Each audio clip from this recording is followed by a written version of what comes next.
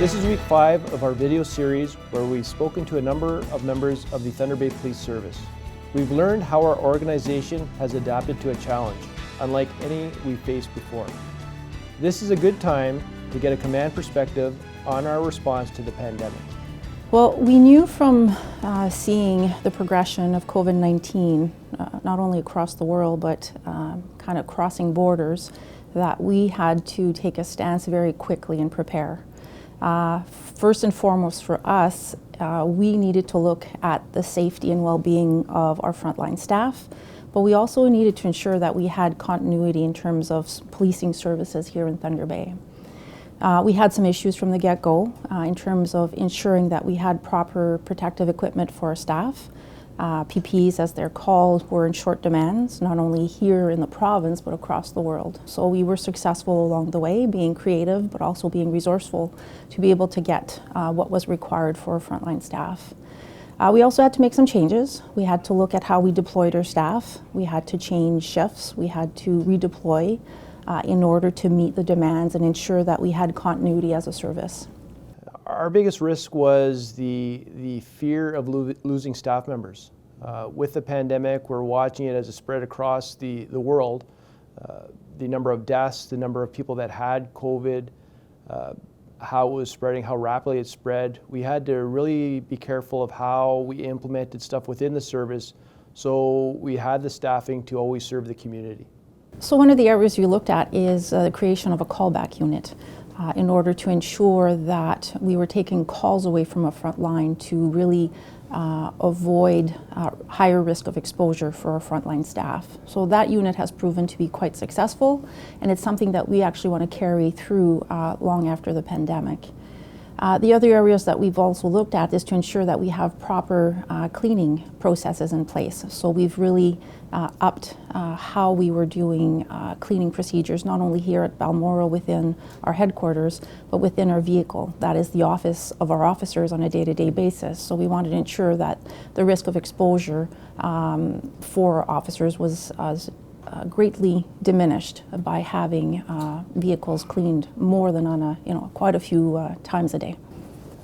So another area that we've also implemented is limiting our contacts, and that's been done through how we do business here at the station. So a lot of people have noticed that the front doors are closed, and that is really to limit exposure. We are still there for you as a police service. We've just changed a little bit the way of how we do business.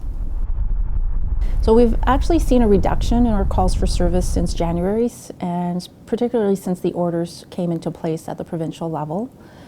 We are currently on average at approximately 23% reductions in our overall calls.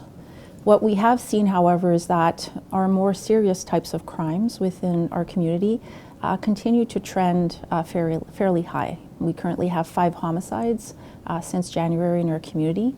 And we also see trending at the same rate domestic calls for service, missing persons, mental health act calls, and general disorder issues.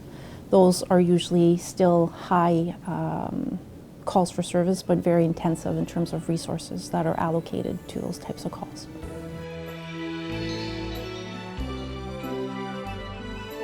Well, I can tell you that our members have definitely risen to the challenge. It's been a very difficult time. We've had to adapt very quickly.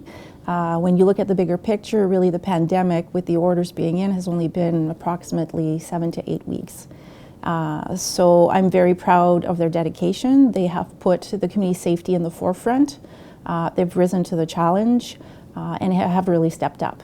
So kudos to all of our members for the continued work that they do in keeping our community safe. The thing that I've realized is it affects everybody differently, and every time we spoke with somebody, a staff member here, they provided their own perspective, which was personal and professional, and it made me realize from my chair how it affected them, and it was emotional at times, and how this affected their personal life. So it affected many officers, which I saw through speaking with them in this series, but as well as my day-to-day duties where I speak to the officers and how they interact with the public, how things have changed, how closely they trust each other within the service. It hasn't been easy. We've had to adapt, we've had to be creative, we've had to think outside the box, especially when you are an essential service, and that no matter what, you're coming to work in these very challenging times. I think we all now look at things a little bit differently. Do not take things for granted, but really have a greater appreciation maybe for life moving forward, and maybe a new normal, really not knowing what the next few weeks, the next few months will look like. We're still here to serve and protect, and we will continue to do so, maybe adapting still along the way, but ensuring that the services are there and that we're there for our community.